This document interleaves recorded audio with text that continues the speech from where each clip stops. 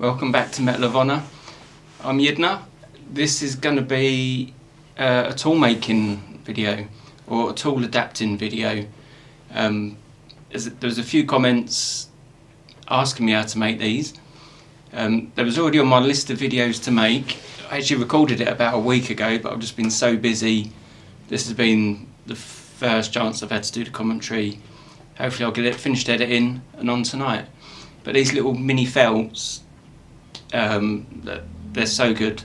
You can use them for every single little component of the jewellery, whether it's for sort of leading towards like the final polish, or really just the pre-polish in tiny little gaps and the tiniest compartments.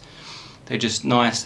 It's a hard felt, but this makes them very flexible, and you'll see in the video how they were created and how they're used.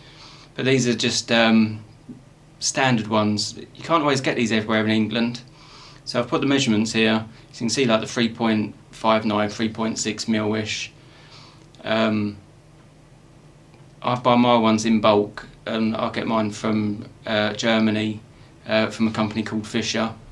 So there you can see it's just over 21 mil. These ones are like the standard ones you get in most of the suppliers in England. They don't often do these nice sharp edge, very crisp looking felts. They're these sort of misshapen, slightly soft, and you can't do a lot with them. You can't trim them nicely. They wobble when you spin them. I don't know anyone that uses these successfully, or they use them not realising that there's better options to use. But yeah, we'll just get rid of that. I've got that one that's literally been sitting around for years, not even touched. I think it come with some sort of kit or something like that. You normally get like starter kits, and they people throw stuff in for free. There's like little testers so you can try things, but they're useless. But you can see these ones are very hard, these ones from Fisher, but they've got that slight flexibility there. For some things you can use them as they are, but you'll see what I do with them, just to adapt them, to make them more useful. So this is just an old, I think this was like a 1.2 mil round tungsten carbide burr that had gone blunt. Literally snap off the end, put it in your drill and shape it on a diamond plate, just to get that nice fine point. I use that as a scriber and all sorts.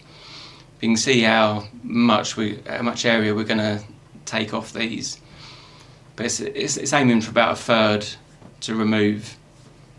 But this one I've been using for a little while, so you can see how long it sort of holds up, and yeah, they last a while.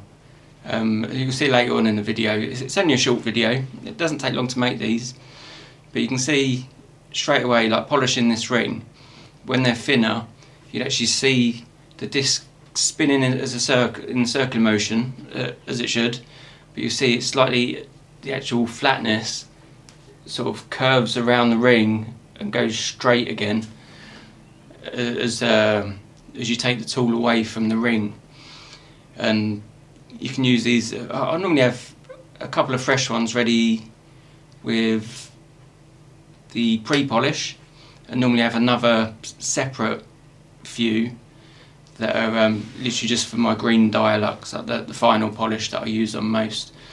You can see like this is just a cushion cool 9-carat yellow ring that I'd had to make, and you can use it for like the main body and for the edges. So I could show you the flex more. I thought I'll put a bit of white paper behind it, just so you can see the background. Just hoping that you can see it flex a little bit more, because you can use it. You can use the top surface and the back surface.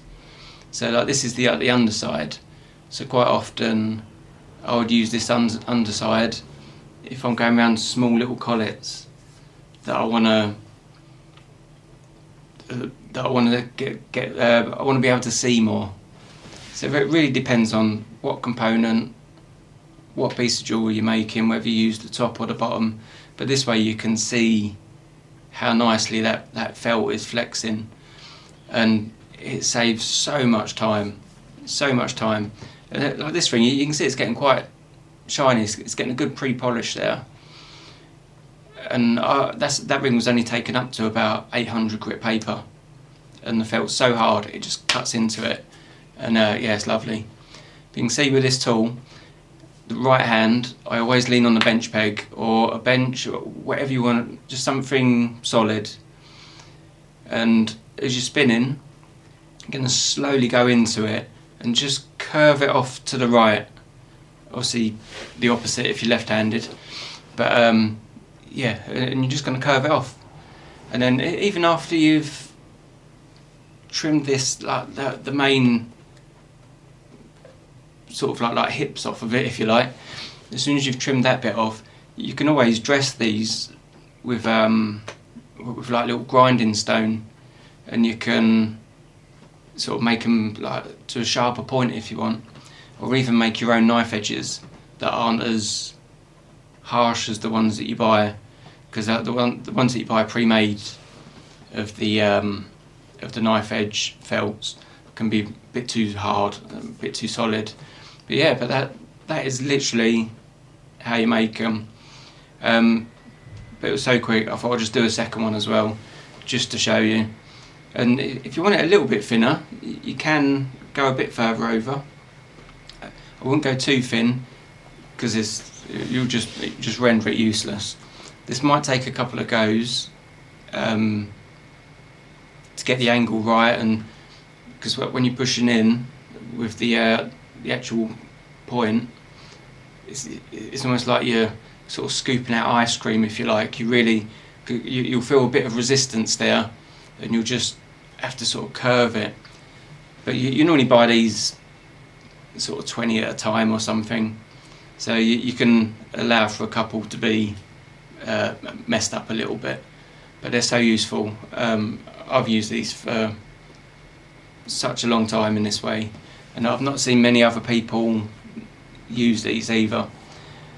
So like that brown one I will keep for like the pre-polish. The green one is like my final polish, even though I use a fluffy mop afterwards. But these little tools, these little felts, are absolute game changers. Especially if you once you've watched it, re-watch the very first bit of how it goes over that 9-carat yellow ring. And when you keep using these and they gradually wear down, they become looking like this. So this is the sort of little felt. It's like a little version of what it used to be with rounded edges. But I'll use this almost like cross-hatching, polishing for like the inside of rings, for like the pre-polish after you've sanded it and given it a buff inside. But I'll use these for inside, because you can't buy these little ones either.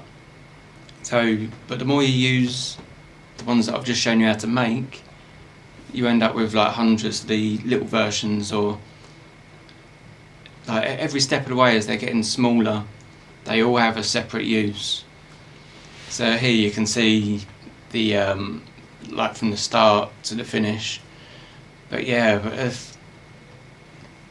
I highly recommend giving these a go.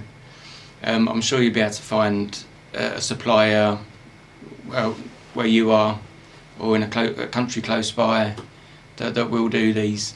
But yeah, please do give them a go. They're, let's say, absolute game changer.